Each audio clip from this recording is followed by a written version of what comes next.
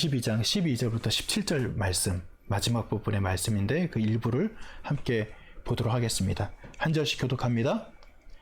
보아라, 내가 곧 가겠다. 나는 각 사람에게 그 행위대로 갚아주려고 상을 가지고 간다. 나는 알파며 오메가, 곧 처음이며 마지막이요 시작이며 끝이다.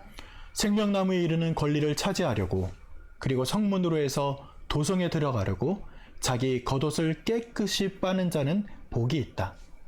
개들과 마술쟁이들과 음행하는 자들과 살인자들과 우상 숭배자들과 거짓을 사랑하고 행하는 자는 다 바깥에 남아있게 될 것이다. 나 예수는 나의 천사를 너희에게 보내어 교회들에 주는 이 모든 증언을 전하게 하였다. 나는 다윗의 뿌리요 그의 자손이요 빛나는 샛별이다. 성령과 신부가 오십시오 하고 말씀하십니다. 이 말을 듣는 사람도 또한 오십시오 하고 외치십시오. 목이 마른 사람도 오십시오. 생명의 물을 원하는 사람은 거저 받으십시오. 아멘. 오늘 우리는 어느 길을 걷는가? 라는 제목으로 우리가 함께 말씀을 나누길 원합니다.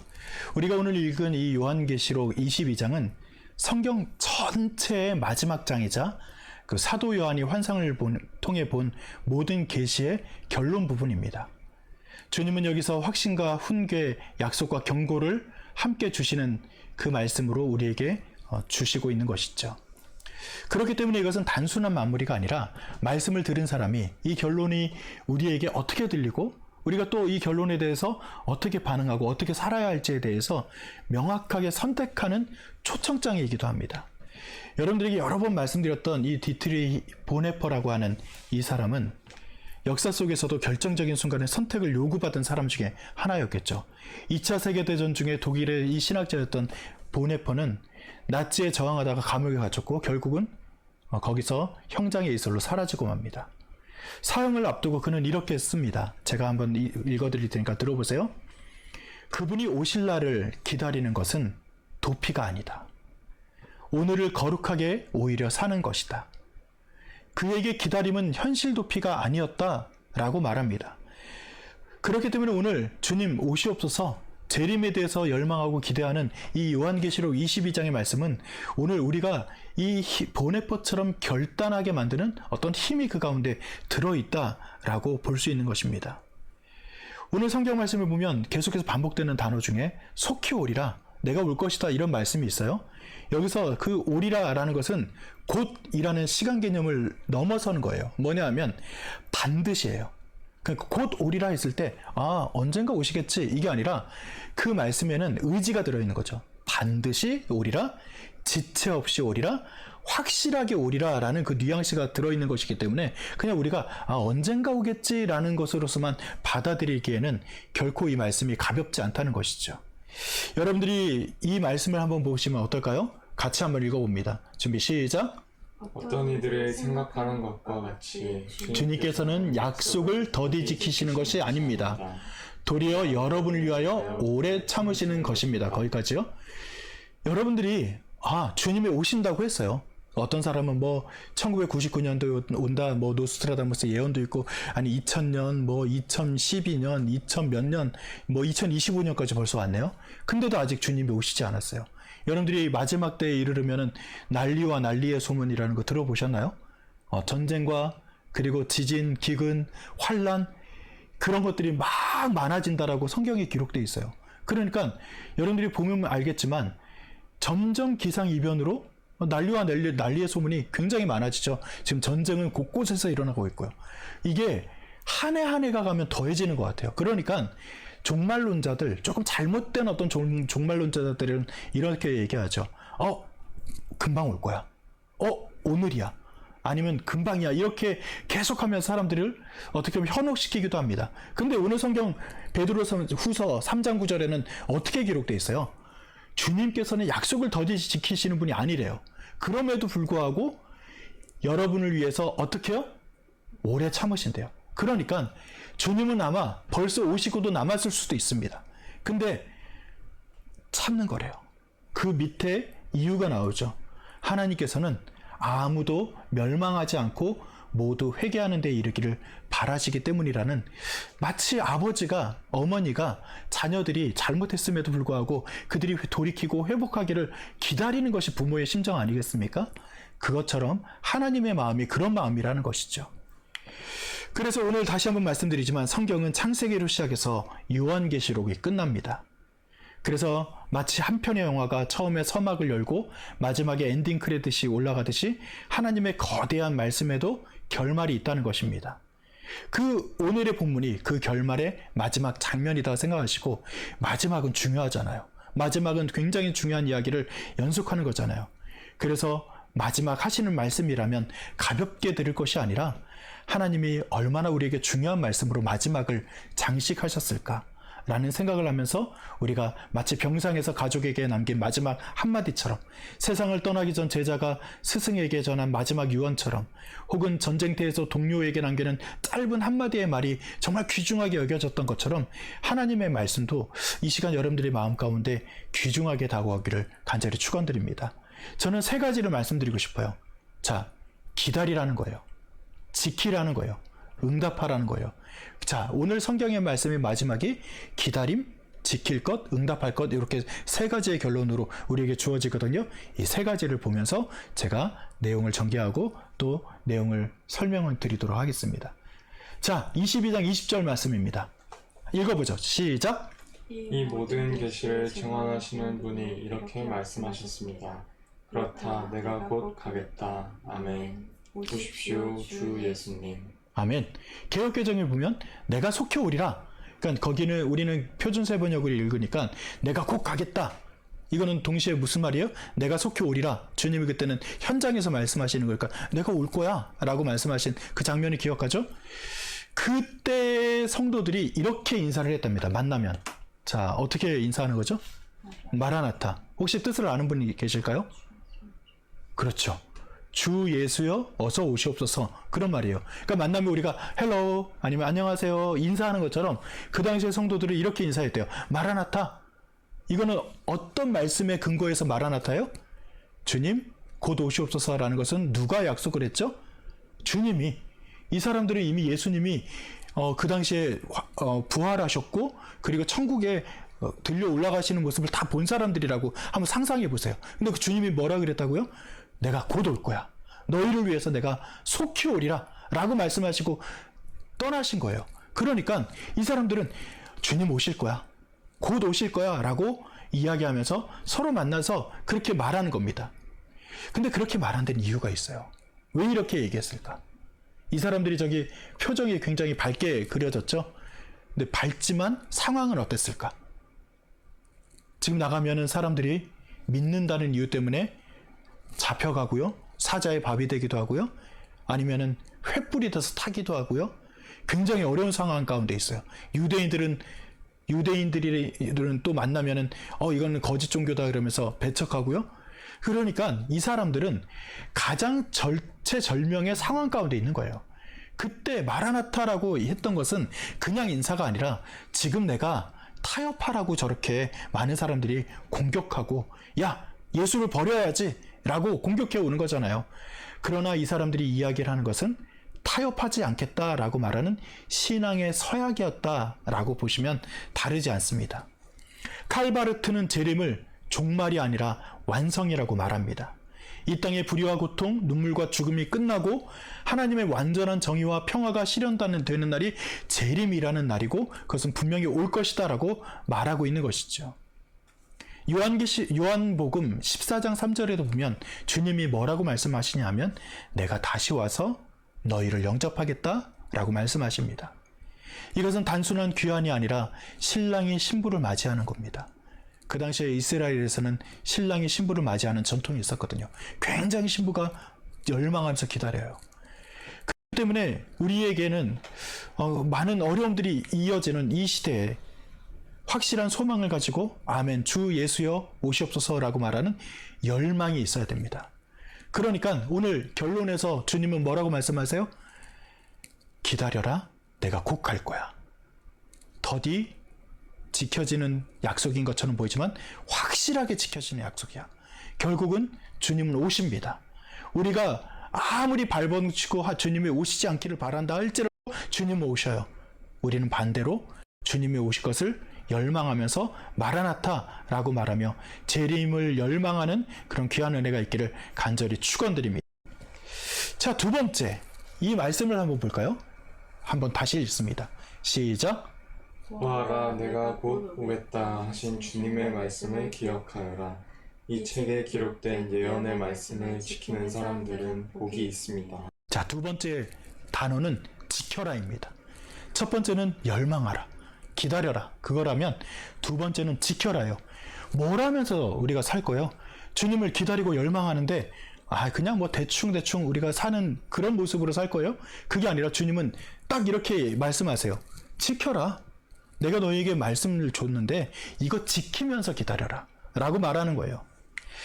이 지키다라는 것은 행하다, 보호하다, 생명처럼 간직한다라는 그런 의미가 들어있는데 마치 군인이 왕이 명령하면 목숨을 걸고 지키잖아요. 그렇죠? 말씀을 삶의 기준과 명령으로 받아들이는 태도, 정말 말씀을 왕명이다 생각하고 목숨을 다해서 지키는 군인처럼 그 말씀을 지키는 것입니다. 그래서 누가복음 11장 28절에도 보면 하나님의 말씀을 듣고 지키는 자는 무엇이 있다라고 말씀했을까요? 복이 있다라고 말씀해요. 이거는 시편에서도 그렇고요. 성경 곳곳에 보면 주의 말씀을 지켜 묵상하고 이것을 지키면 우리에게 복이 있을 것이다 라고 말합니다.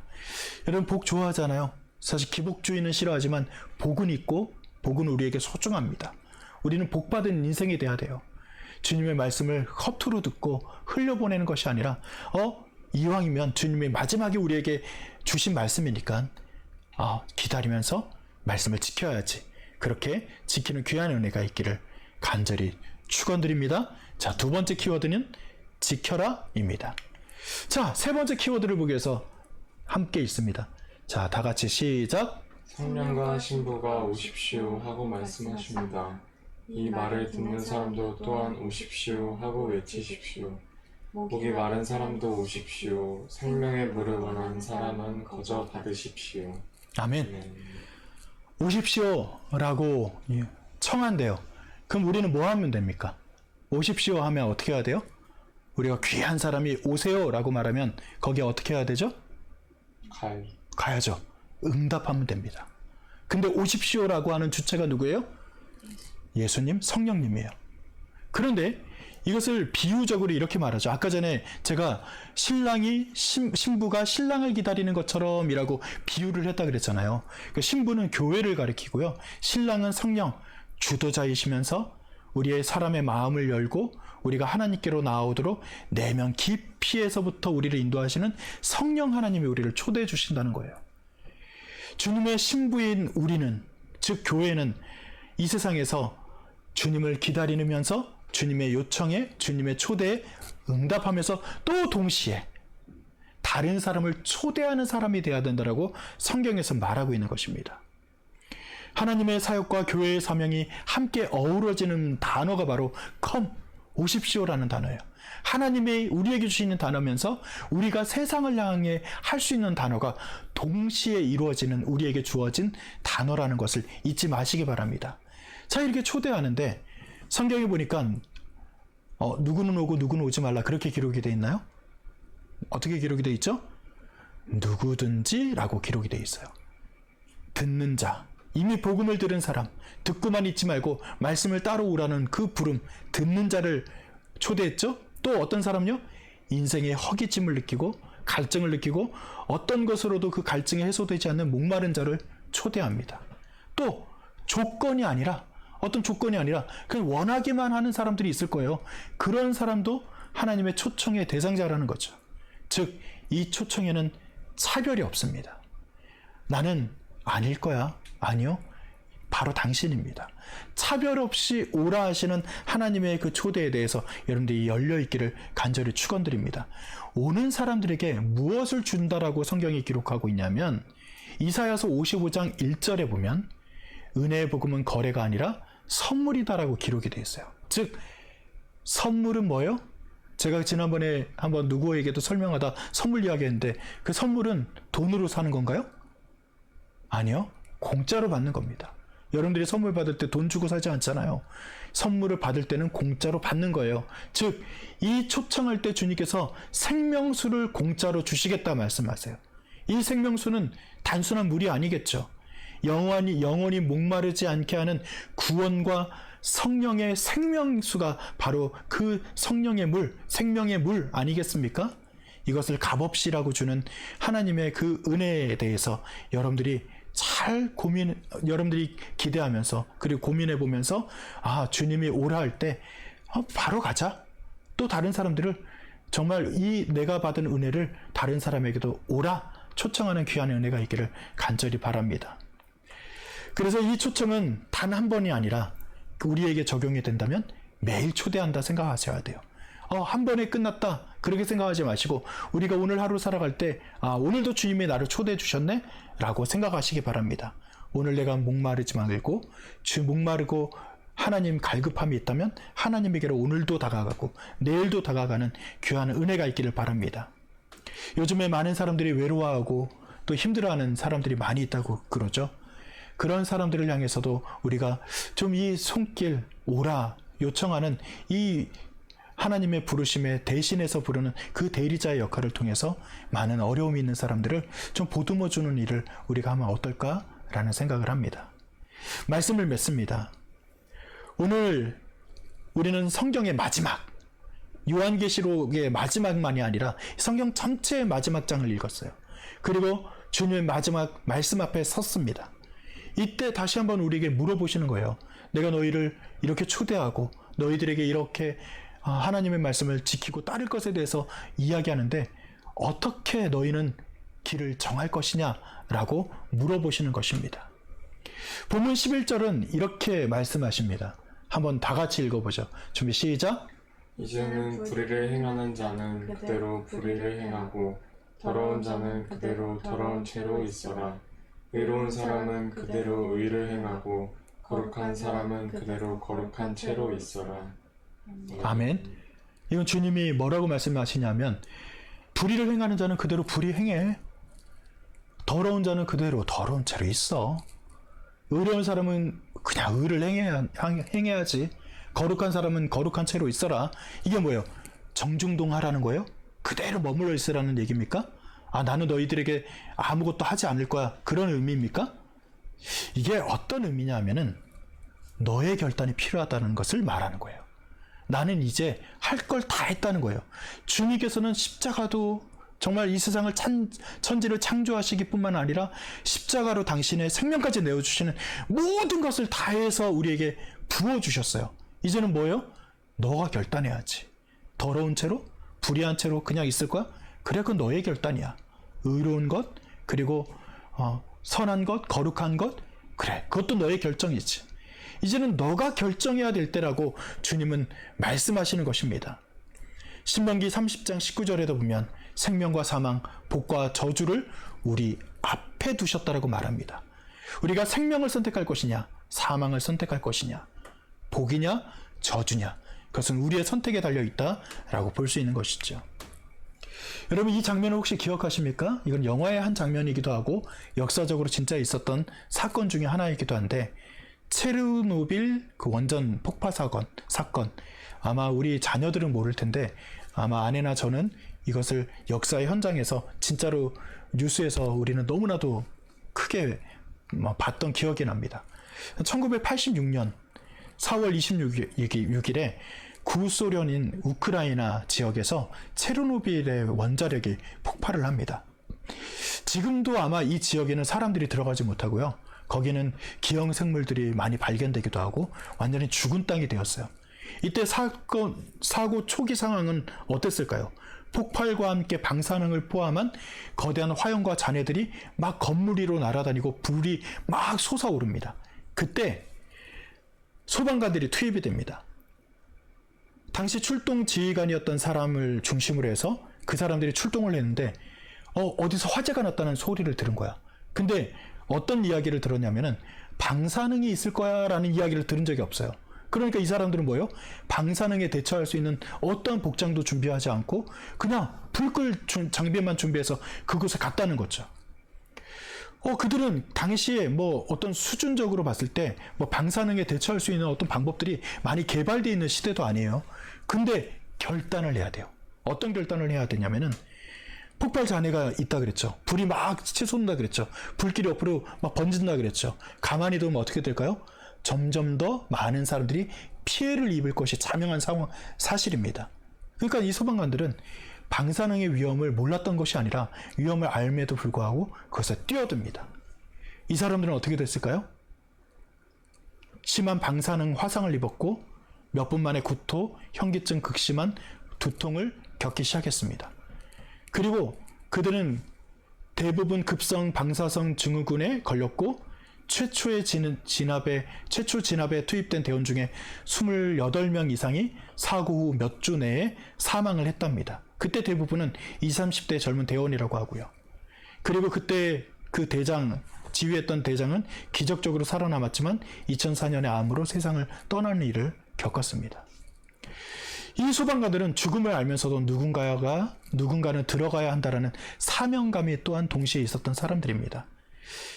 어떻게 보면 우리가 이 세상에 결단하고 뛰어드는 것은 소방관의 결단과 별반 다르지 않을 수도 있어요. 왜냐하면 때로는 불이 아니면은 고통, 어려운 이들, 아픈 이들, 어떤 암담하고 정의롭지 못한 상황 가운데 우리는 정의를 위해서 불의를 보고도 정의롭게 뛰어들어야 할 결단을 해야 될 순간이 있다는 것을 성경이 말하고 있는 것이기 때문이죠.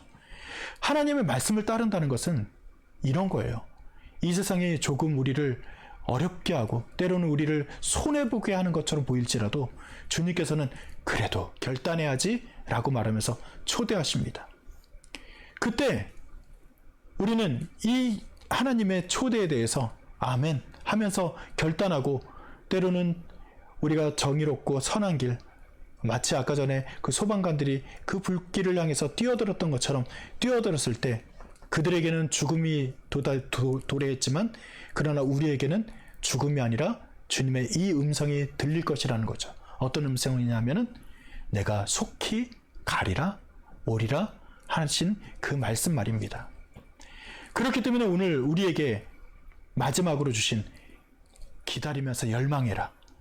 또 기다리면서 가만히 있지 말고 내 말을 지켜라. 그리고 응답하고 누군가를 초대해라. 라고 말씀하시는 이 말씀에 우리가 순종하면서 걸어갈 때 주님께서 약속하신 마라나타 주 예수여 오시옵소서라는 이 말씀이 우리 모두에게 이루어진 말씀이 될 것을 여러분 믿으시기 바랍니다.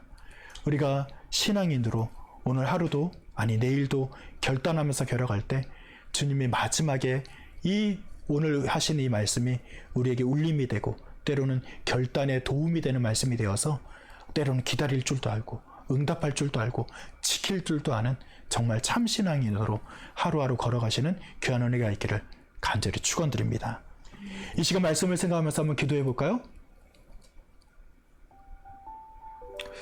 여러분 한번 생각해 보세요. 결단을 해야 될 때가 있잖아요.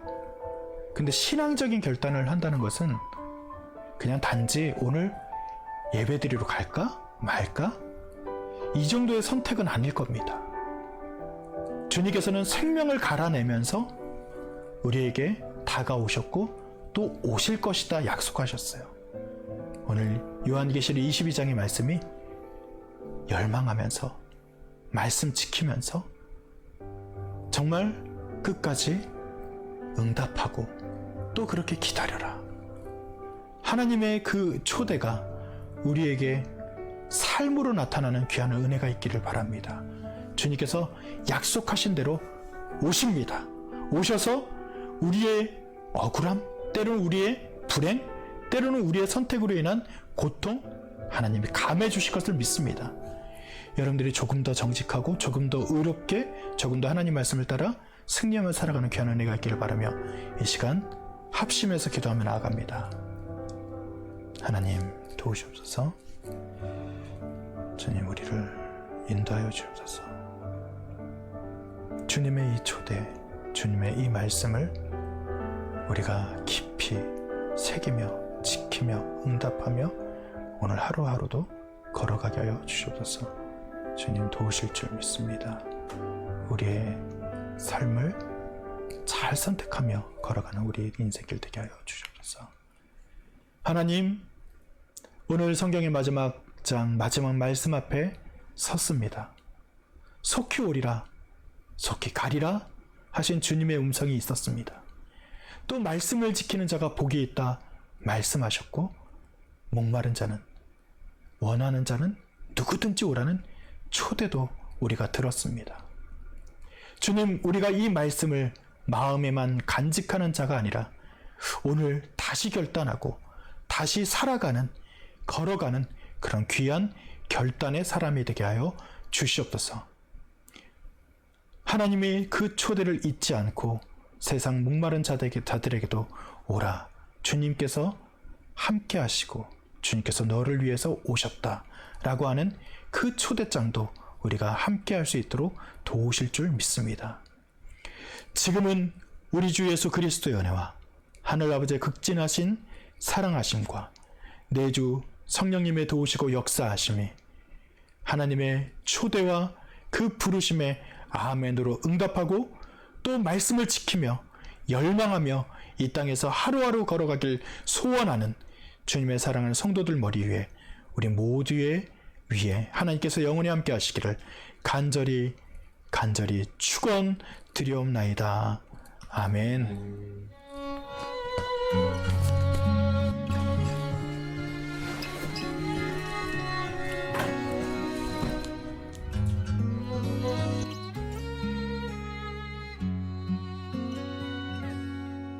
전능하신 하나님, 너를 지키시는 분, 그 얼굴을 내게 드사 평강 주기 원하네.